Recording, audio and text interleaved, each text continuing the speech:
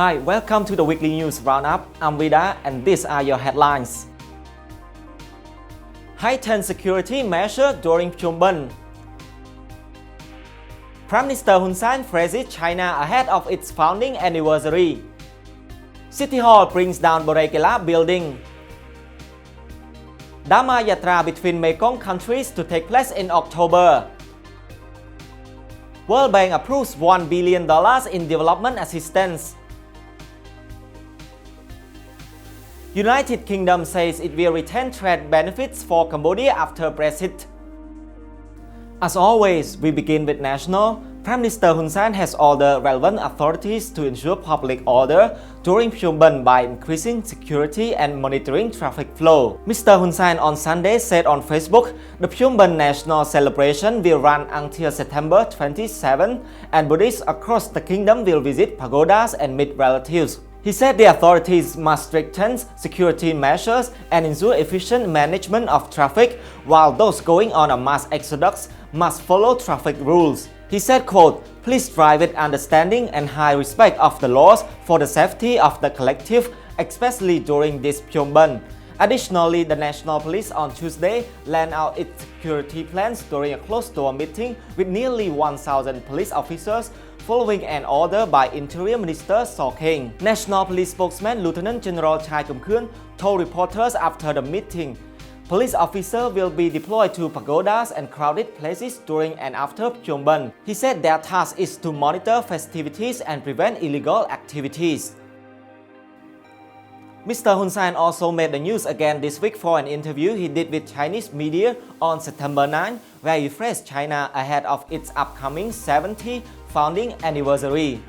Mr. Hun Sen said China's development has brought benefits to Chinese people and people around the world. ត្រង់ថាទំហំផ្ទៃដីរបស់ចិនប្រហែលជាមិនដល់10% នៃផ្ទៃដីពិភពលោកនោះទេក៏ប៉ុន្តែចិនបានចិញ្ចឹមប្រជាពលរដ្ឋគឺប្រមាណជិត 20% ឯណោះនោះហើយគឺជាសមិទ្ធផលតែពួកគេមិនអាចមើលរំលងអំពីទស្សនវិជ្ជាបែបនេះ He added, quote, "It is a great achievement under the leadership of the Communist Party of China. Besides development, China has also played many important roles in maintaining peace and bringing prosperity to the region and the world." Mr. Hun Sen said China played key roles in resolving the Asian financial crisis in 1997 until 1998 and the global financial crisis in 2008 and 2009 due to its robust economic growth. The Premier noted that the China proposed Belt and Road Initiative has also provided great opportunities and advantages to participating countries, including Cambodia. He also noted that Cambodia-China diplomatic ties established by both countries' leaders of previous generations have grown stronger and the relationship is based on the principle of mutual respect, trust and understanding. Mr. Hun Sen said, quote, "The respect for the One China policy is to respect China's sovereignty, respect for independence, sovereignty and mutual benefit is a special feature in our relations."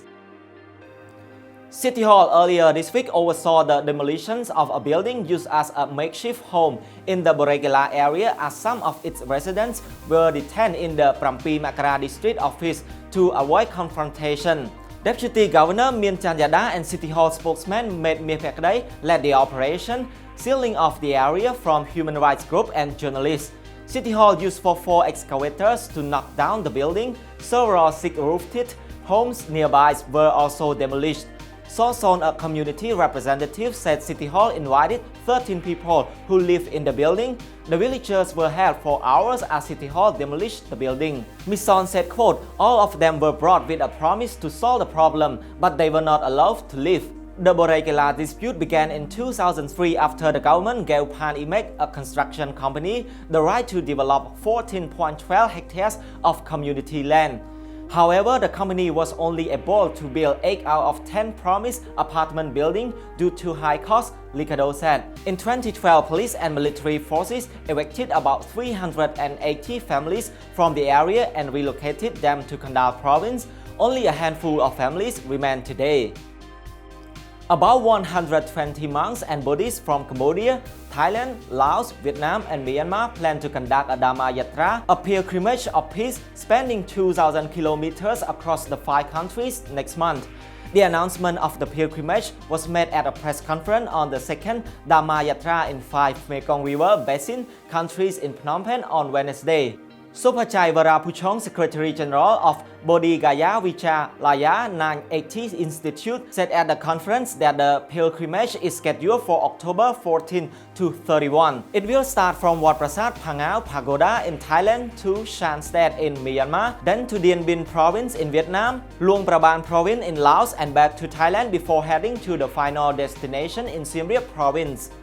Information Minister Khieu Kanyarat said that in addition to promoting Buddhism, the pilgrimage will also promote people-to-people relations between the 5 countries, which are also members of ASEAN. He said, quote, "The 5 countries have the same father and mother, meaning that the Buddha is the father and the Mekong is the mother. So this pilgrimage is to connect the people of 5 countries in the Mekong River region, which is also in line with what ASEAN stands for and that of one community, one destiny."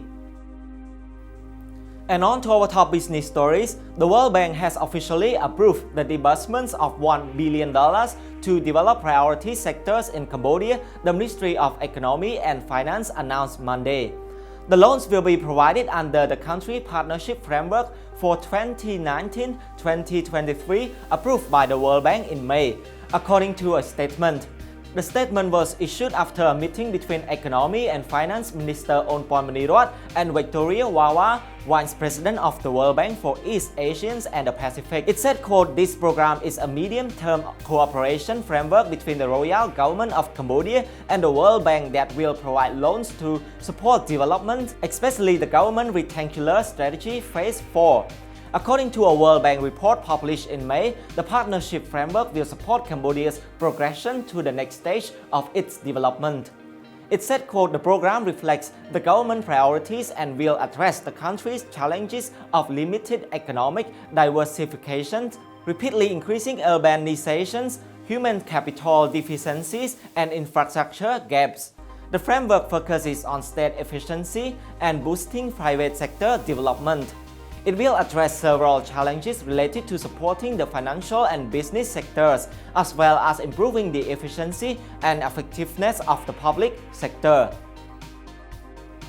Cambodia will continue to enjoy preferential trade status in the United Kingdom once it leaves the European Union, a UK high-ranking official said this week. The United Kingdom is scheduled to leave the EU on October 31. However, some members of the UK Parliament are trying to delay Brexit again to avoid leaving the bloc without a deal. Helder Wheeler, UK Minister of Foreign and Commonwealth Office for Asia and the Pacific, on Tuesday told Minister of Foreign Affairs Prasakhon that Cambodia is among 48 developing countries that will retain trade privilege in the UK market. Ms. Wheeler was in Phnom Penh as part of an official visit to Cambodia. Cambodia and the UK enjoy a growing trade relation driven by increasing demand for local products in the United Kingdom. Ms. Kim Heng, Under Secretary of State at the Foreign Affairs Ministry, told reporters after the ministers' meeting that maintaining trade privilege in the UK will significantly contribute to the kingdom's development. Mr. Kim Heng said, quote, "If the UK continues the preferential trade scheme, Cambodia will benefit because the UK is the second biggest importer of Cambodian goods in the EU after Germany." He added that Germany and the UK both import more than $1 billion a year worth of Cambodian goods. Trade between Cambodia and the United Kingdom increased from $500 million in 2012 to over $1 billion last year. This is all for this week. Please share your thoughts in the comment section, and if you find what we do informative, please consider liking this video and following us on Facebook. I'm Vida on behalf of the production team. Have a good weekend.